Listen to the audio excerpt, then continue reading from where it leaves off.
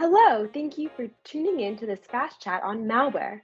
My name is Daphne Krause, and today I'm speaking with Rampart AI's CEO, Lee Krause. We are discussing malware that comes to life only after it is in a deployed environment and its impacts on businesses. So let's jump right in. Businesses and developers are now facing malware that waits to become active until an application is deployed. Where are we seeing this, and what are the impacts? So, Daphne, I think the best place to start on this one is really looking at SolarWinds itself. SolarWinds is really the attack vector that brought this whole concept to life. The success of SolarWinds going undetected for 9+ months really created an exploit that people want to copy and take advantage of. And the real issue is that it can go through today's DevSevOps pipeline undetected, thereby bypassing all the security controls. This is extremely problematic. I think the shift left movement of catching everything in development, building better code, more secure code sounds great on paper, but it's really hard to implement since the security landscape is constantly changing. One underlying problem that exists is developers don't understand how the cyber game is played, and they need to ensure all the aspects of the system are operating correctly, and the bad actor only needs to find one. Developers assume the bad actor is outside the fence, when in reality, it could already be inside. This makes it very difficult to develop software not knowing what they're trying to protect. I think the layered approach is needed. The separation of responsibility and monitoring of your application at runtime really is where you're going to get your biggest bang for your buck. And I think that ultimately you want to detect abnormal behavior of the application during runtime. I think another thing that's really important to realize is SolarWinds came out with, this new sophisticated DevOps pipeline that they said would prevent a SolarWinds attack, and they're spending all this money trying to protect against yesterday's attack. And we always need to be looking forward at what the future attack is going to be, what the future attack vector is. And in order to do that, you really need to understand how your application is running at real time and is it behaving as expected. To be clear, I'm not saying forget about DevSevOps. I'm just saying it's unrealistic that DevSevOps is going to solve all the problems and that that's just one piece of the puzzle. So let's talk a little bit more about SolarWinds for a second. It's obviously a very notorious malware attack. Can you explain what is now known about the attack vectors used during SolarWinds? So SolarWinds is very well documented. So I'm going to focus on kind of the important aspects of it that people should realize. And they can go look historically what happened on the SolarWinds supply chain attack. The first aspect is it was supply chain related. And what really that means is that they were able to put code into the baseline and have it distributed as approved code, signed, sealed, and delivered by the SolarWinds application and spread throughout all of its user base.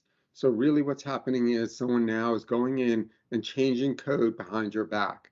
SolarWinds is not the first time something like this has happened. It's happened before. This is just the first time that it really got a huge bang for their buck from it. There's probably a lot of unknown exploits that are already sitting out there and people that push code into open source that haven't been taken advantage of yet. The second thing that's really important about SolarWinds is not only did they do that, but they also laid stealth for a while. And so during development testing and things of that nature, the exploit didn't come to life. It made sure that, Wireshark wasn't running. It made sure that it wasn't in a development environment. It waited a certain amount of time before it became active. And in addition to that, it kind of realized how SolarWinds in itself communicates and try to mirror the communication so it would be harder to pick up. And obviously, they were very successful. It took over 9 months to determine that it existed. And so I think the really big takeaway here is one, they changed trusted code into being untrusted. Two, they bypassed the DevSevOps pipeline by not coming to life until it was ultimately deployed. And three, they were, I guess, kind of sneaky about how they communicated outside to the outside world, mimicking how SolarWinds ultimately communicates to the outside world. So you kind of talked about this before. how DevSecOps isn't the solution for application security. In your opinion, how are applications going to be secured in the future? I think it's important. I think DevSecOps is an important part of application security. It's not the end all be all, and you can't solve the problem in application security purely in development because exploits continue to change. And so it's very difficult to keep your staff up to speed. It's very difficult to keep training everyone, and it's extremely expensive.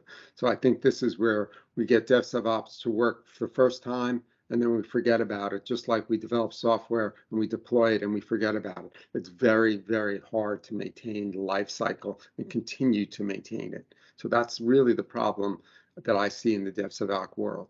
However, it's still important that we build better code. It's still important that we understand how our code operates. It's still important that we test our code properly. I'm not saying any of those things we shouldn't do. I'm saying be careful where you put all your money.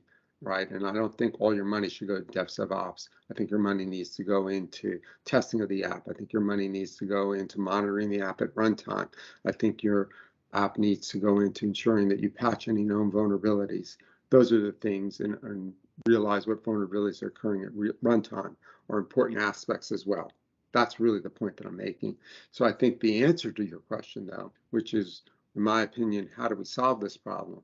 I think we solve this problem by ensuring we understand how our application is supposed to operate at runtime and ensuring that the application is operating as expected. And by doing that, we're able to detect changes and understand what's causing that change. We can potentially block bad behavior at that point. And in which case now, the most important thing about your application is how it operates at runtime during deployment, how it makes your money, right? So those are the things that's most important. Development was just our starting point to developing software and ensuring it works as expected. But the end result is how it actually runs at deployment and ensuring it's running as expected. And I think that's the key, ensuring things run as expected at runtime. So, in that regard, how are we protecting against this new attack vector that allows malware to stay dormant until it is in fact deployed?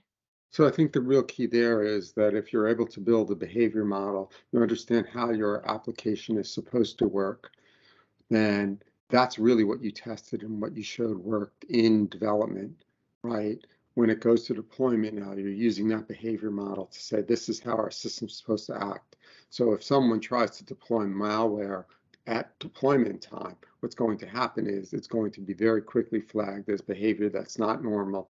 And ultimately, at that point, it can be blocked or monitored, and you'll ultimately understand that something is not working the way it's expected.